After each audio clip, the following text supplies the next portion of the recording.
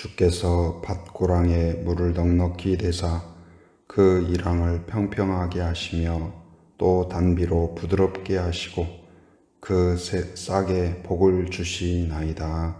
아멘. 우리에게 복과 은혜 베풀기를 기뻐하시는 아버지 하나님 감사합니다. 지난밤도 하나님의 은혜의 품 가운데 우리를 품어주시고 쉼과 단잠을 허락하여 주심 감사합니다. 오늘도 새로운 하루를 베풀어 주시고 주 안에서 말씀으로 기도로 시작하게 하심 감사합니다. 오늘도 하나님의 뜻을 깨닫게 하여 주옵소서. 하나님의 뜻을 가슴에 품게 하여 주시고 온전히 주님과 동행하며 하나님의 은혜 안에 거하게 하여 주시옵소서. 오직 성령 충만으로 승리하는 하루가 되게 하여 주옵소서. 예수님의 이름으로 기도합니다. 아멘. 오늘 우리에게 주신 하나님의 말씀은 구약성경 출애굽기 27장 1절에서 21절까지 말씀입니다. 오늘은 제단과 성막들 이런 제목으로 같이 말씀을 나누도록 하겠습니다. 25장, 26장에서는 그 성막에 대해서 다루고 있죠. 그 지성소와 성소로 구분되는 이 성막을 어떻게 만들 것이고 어떻게 덮개를 할 것이고 좌우를 어떻게 만드는가, 그리고 그 안에 어떤 기구들을 둘 것인가, 그러한 설명들을 담고 있습니다. 오늘 읽은 27장에서는 이제 그 성막 밖에 있는 제단을 어떻게 만들 것인가, 그 제단에 대한 제작 방법과 또한 성막들에 대해서 그 지침을 설명하고 있습니다. 그리고 맨 마지막에 등불 관리에 대하여서 이야기하고 있습니다. 먼저 제단에 대해서 살펴보면 1절부터 8절까지 내용인데요.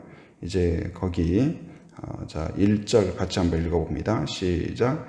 너는 조각목으로 길이가 5규빗, 너비가 5규빗의 제단을 만들 때 네모 반듯하게 하며 높이는 3규빗으로 하고. 여기 보면 이제 5규빗, 규빗이라는 것은 보통 이 손 여기에서 이 끝까지, 그래서 뭐 약간씩 차이는 있을 수 있는데 이제 5규빗 하면 한 2.3m 그렇게 환산을 하더라고요. 그래서 근데 이것이 이제 정사각형 모양으로 되어 있죠. 그리고 이제 그 높이가 3규빗 해서 한 1.4m. 그러니까 그렇게 큰 것은 아닌 것 같아요. 그렇게 크지는 않죠. 그리고 만드는 것도 이제 아카시아 조각목으로 만들었다. 무슨 뭐 어마어마하게 좋은 백향목으로 만들고 그런 것도 아니고 아카시아 나무로 이제 아마 그 광야에서 구할 수 있는 최상의 물품이 그거였지 않았을까, 그렇게 생각이 되네요. 그리고 이제 그것을 그대로 하면 불에 타버리잖아요. 거기를 이제 그 용도는 뭡니까? 제단은 이제 제물을 거기에서 제사하는 그러한 용도죠. 그렇기 때문에 거기에 이제 노스로 다 둘러싼 그런 모양입니다. 2절 같이 읽어봅니다. 시작. 그 네 모퉁이 위에 뿔을 만들 때 그 뿔이 그것에 이어지게 하고 그 제단을 노스로 싸고. 그래서 이제 이 네모난 정사각형 상자와 같이 생겼잖아요. 상자. 그래서 이제 가로 세로 2.3m, 높이 1.4m 그러한 이제 상자와 같은데 거기에 구석에 네 귀퉁이에 뿔이 있다. 그래서 제물을 이제 드릴 때 그 피를 거기에 바르게 하거든요. 그리고 이제 그 제단은 고정용이 아니고 이동용이에요. 왜냐하면 이스라엘 민족이 계속 이동하기 때문에 하나님께서 구름기둥, 불기둥으로 이제 이동을 하시면 이제 백성들도 이 성막 자체가 다 이동식이에요. 그래서 가지고 이동을 해야 되기 때문에 이 제단도 어떻게 해요? 거기 고리를 만들고, 그리고 이제 들 수 있도록 그 채를 만들어요. 채를 만들어서 레위 자손들이 그걸 메고 갈 수 있도록, 메고 움직일 수 있도록. 그렇기 때문에 예를 들어서 고정용이라고 한다면 혹시 재료가 달라졌을지도 모르겠죠. 그러나 이 이동용이기 때문에 가볍고 그리고 튼튼하게 그리고 또 들 수 있도록 그렇게 만들도록 그렇게 하신 것 같습니다. 그런데 이제 이 재단을 통해서 살펴보면 이 재료가 아주 막 비싼 금이나 은이나 아니면 그 재료를 무슨 외국에서 수입한 무슨 상아나 대리석이나 이런 것으로 하지 않았어요.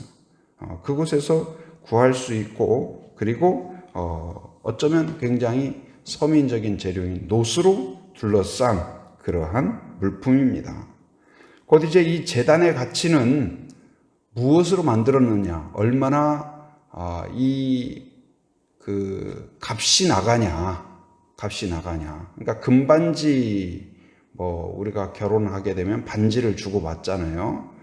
이제 예물 교환에 있어서 물론 나는 당신을 정말 사랑합니다. 그래서 큰 무슨 금 두꺼비를 준다든지 그럴 수도 있겠지만 대부분 금 두꺼비가 아니고 무슨 금괴 이렇게 뭉텅이 금 그런 것을 주고받는 경우는 한 번도 본 적이 없는 것 같아요.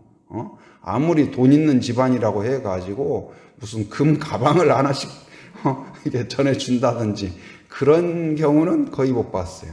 다 어떻게 해요? 조그마한 멀리서 보면 보일까 말까 잘 보이지도 않는 반지 하나 이렇게 주고받아요. 근데 그 반지의 가치는 뭐예요? 물론 무슨 금괴 그냥 가방 옛날 007 가방 영화 같은 거 보면 거기에 금괴 잔뜩 들어있고 돈가방 들어있고 그런 거에 비하면 가치가 떨어질지 모르지만 그 반지의 진정한 가치는 무엇이에요? 그것이 얼마나 순금이냐 가치가 있느냐 다이아몬드가 몇 개 박혀 있느냐 그거보다도 그것은 뭐예요? 서로에 대한 약속의 가치가 큰 것이죠. 그리고 나는 당신을 사랑합니다. 평생 당신을 보호합니다. 당신과 함께합니다. 그 약속의 가치가 그 반지의 가치를 나타내는 것이죠. 마찬가지로 이 제단도 무엇이 가치일까요? 바로 그 제단을 얼마나 잘 만들었느냐, 얼마나 견고하냐, 얼마나 크냐, 그리고 어떤 재질이냐, 그것에 의해 가치가 있는 것이 아니고 뭐에 가치가 있을까요? 바로 우리의 죄를 씻는 제사를 드리는 데 가치가 있다는 거예요. 하나님께서 지금 거기에서 제물을 올려드리고 바로 하나님 앞에 회개할 때 그 사람의 죄를 씻어준다. 바로 이스라엘 민족의 죄를 씻어준다는 약속의 가치가 크다는 것입니다.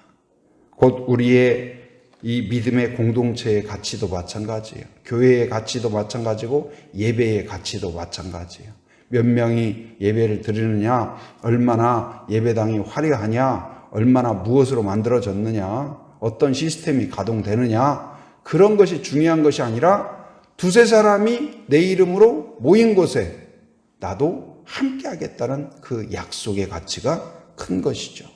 누구든지 하나님 앞에 겸손한 마음으로 오늘 이 제단에 제물을 바치는 마음으로 하나님께 나와서 기도하고 예배하고 헌신하고 회개하면 하나님이 오늘 또 받아주시는 줄 믿습니다. 저는 우리 교회가 이 제단의 가치처럼 바로 진정한 교회의 가치를 회복하는 교회가 되기를 바랍니다. 바로 우리 제주 한빛교회 공동체가 그런 공동체가 되어야 될 줄 믿습니다. 곧 이제 사람들이 이 순 모임에서 같이 나누고 같이 격려하고 같이 축복함을 통하여서 서로의 모인 몇 명이 모였느냐 그리고 서로의 능력이 얼마나 크냐에 의하여서 문제 해결 능력이 나오는 것이 아니라 거기에서 하나님을 의지함으로 하나님의 은혜의 가치, 축복의 가치, 격려의 가치, 성령의 역사가 얼마나 하느냐 그것의 가치가 큰 것이죠. 그래서 공동체가 함께 보이고 가정도 마찬가지예요. 가정도 재력이 얼마 있느냐, 집이 몇 평에 사느냐, 화장실이 몇 개느냐 거기에 가치가 있는 것이 아니라 얼마나 그 안에서 하나님을 의지하고 그리고 함께 기도하고 그리고 문제를 같이 극복하고 같이 하나님을 의지하고 자녀를 믿음으로 양육하고 기도로 축복하느냐, 그것에 진정한 가치가 있는 줄 믿습니다. 그것이 하나님이 바로 이 가정을 만드신 목적이에요. 제단을 만드신 목적이 바로 뭐예요? 백성들을 이 제단을 통과하면 거룩한 백성이 되는 거예요. 죄가 씻어져요. 그런데 이 제단을 반드시 통과해야 돼요. 제단을 통과해야만이 하나님의 백성으로 설 수 있고 하나님께 나아갈 수가 있는 거예요. 작고 별로 어쩌면 볼품없어요. 이 이방 신들은 어떻습니까? 이방 신전이나 이방 신들의 그러한 신전에 가보면 하나같이 어때요? 굉장히 화려해요. 굉장히 화려해요. 색깔도 화려하고 막 뭐 불상이나 아니면 뭐 다른 거 무슨 만들어놨는데 막 전체를, 태국 같은 데도 가봐요. 막 전체를 금으로 다 해놓고 막 정말로 그냥 어마어마하게.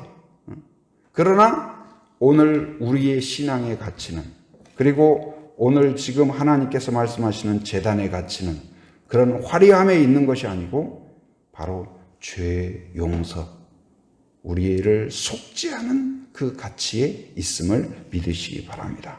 오늘 또 하나님께 나아오는 자를 받으시고 또한 긍휼히 여겨주시고 그 제단을 통과하는 매일매일의 삶이 되기를 바랍니다. 그래서 우리가 이 새벽 기도도 새벽 제단이다, 그런 표현을 쓰잖아요. 그러니까 제단을 통과함으로 거룩하게 되듯이 우리는 스스로 결코 정결해질 수가 없어요. 하나님 앞에 이 제단을 통과함으로써 우리의 죄를 하나님이 씻어 주실 줄 믿습니다. 곧 이제 기도를 통하여, 기도의 제단, 예배의 제단을 통하여서 하나님을 만날 뿐만 아니라 진정한 찬양을 회복하고 감사를 회복하고 하나님과의 교제를 회복하는 그러한 성도가 되기를 바랍니다. 이제 두 번째는 성막들이죠. 거기 성막들. 성막들은 이제 100규빗, 길이가 100규빗이면 이제 45m 내지 45.6m, 그러니까 어제도 이제 전봇대 하나가 보통 50m 정도 된다고 하잖아요. 그러니까 거의 그 정도 길이. 그리고 또 다른 편은 50규빗, 그러니까 반절 정도. 그 정도. 그러니까 어떻게 보면 그렇게 크지는 않아요. 크지는 않는데 거기에 가해를 어때요? 이 전체를 다 이 휘장, 세마포로 다 가려놓았어요. 밖에 이렇게 울타리식으로. 그러니까 뜰 밖을. 높이를 어느 정도냐? 2.5m 정도. 2.5m. 5규빗이니까 2.5m. 우리가 한 2.5m 지금 될까요? 2.5m. 이 정도. 그러니까 이 높이로 전체를 딱 둘러놓고 이제 그 안에 아까 제단도 있고 그리고 아까 이제 성막, 성소, 지성소도 있고 이제 그런 거죠. 근데 천막으로 되어 있기 때문에, 둘러 있기 때문에 뭐 그것이 튼튼하거나 영구적이거나 그렇지도 않아요. 계속 조립해서 옮겼다가 또 다시 치고 그렇죠. 그런데 그 밖에서는 안에를 볼 수가 없는 거예요. 안에서 어떤 일이 이루어지고 있는지를 알 수가 없어요. 반드시 안에 들어와야 안에서의 이 제사의 모습을 볼 수 있고 또한 제단에 올려지는 제물이 드려지는 것을 볼 수가 있어요. 우리가 깨달을 수 있는, 또 적용할 수 있는 것은 무엇일까요? 교회 공동체도 마찬가지예요. 밖에서 이 앞을 많은 사람들이 지나다니죠.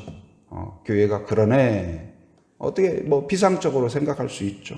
그러나 이 공동체 안에 들어와 보지 않고는, 예수 안에 들어와 보지 않고는 진정한 의미와 가치와 복을 알 수 없는 것입니다.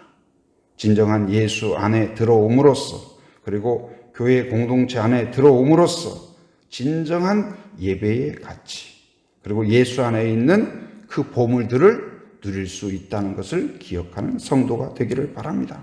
예수 안에 우리의 바로 이 성전뜰 안에서 제단에서 제물이 올려드려지고 하나님이 그 제물을 흠양하시고 백성들에게는 용서가 내려지고 죄를 사해 주시고 거룩한 백성으로 다시 회복되는 것처럼 바로 이 교회 공동체 안에서 신비한 그리고 하나님의 전능하심 그리고 하나님의 긍휼하심 그것들이 이루어진다는 사실을 기억하는 성도가 되기를 바랍니다. 그래서 항상 오늘도 예수 안에 거하는 성도가 되기를 바랍니다.